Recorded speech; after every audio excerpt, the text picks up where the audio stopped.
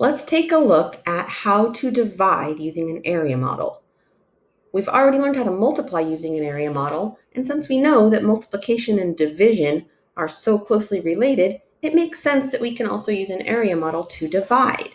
So let's think of 23 divided by 4 as a multiplication problem. I want to know 4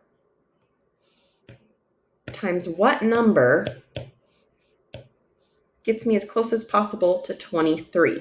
I'm going to put my missing factor up on top, just like we would with a multiplication area model.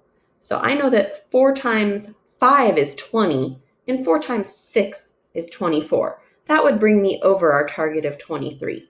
So I'm going to use 4 times 5 equals 20. So when I multiply 4 times 5 and I get 20, I'm going to write it here and subtract to see how many I have left over to divide up. Now, I'm going to bring it over here into the next part of my area model, but then I noticed something. I noticed that 3 is less than my factor of 4 here. Therefore, I cannot pull another group of 4 out of this area model. I know that I have 3 left over. So my missing factor here is 5, and that would equal 20. And then plus 3 more would equal 23. So I know that 23 divided by 4 equals 5. And I know that my remainder is 3. Let's try another one. 97 divided by 3. I'm going to follow this same process. I'm going to set up my area model so that my thinking goes like this.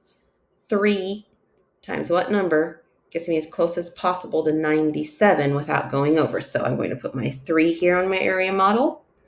And I know that my total area is 97. I need to figure out what's my missing factor that should go up top. So first, I know that 3 times 10 is 30, 3 times 20 is 60, 3 times 30 is 90.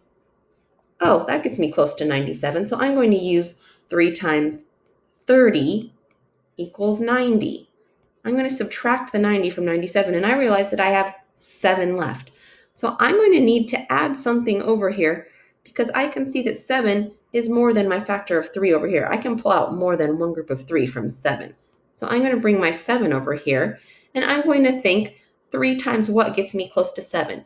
Well, 3 times 1 is 3, and 3 times 2 is 6. If I go any further, I will go past 7. So I'm going to use the factor of 2.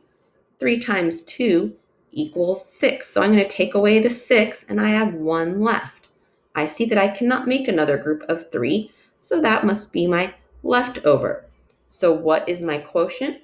Well, 30 plus 2 is 32, and my leftover is 1.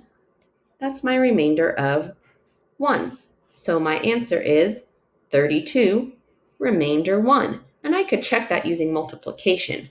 I know that 3 times 32 equals 96.